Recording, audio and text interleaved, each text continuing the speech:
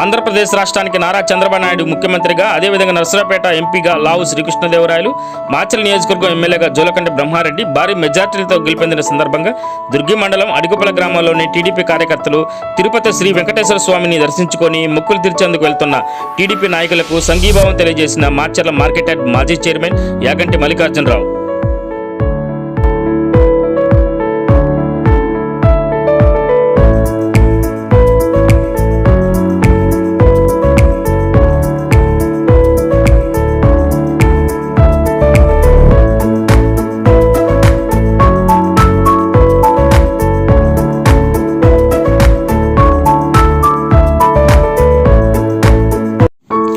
నిరంతరం ప్రజల సమస్యలపై గలమెత్తుతున్న పీవీఆర్ న్యూస్ తెలుగు ఛానల్ 4వ వార్షికోత్సవం శుభాకాంక్షలు తెలియజేస్తున్న బొడ్డు చిన్న నరసింహారావు, ముదిరాజ్, 23వ వార్డు మాచర్ల.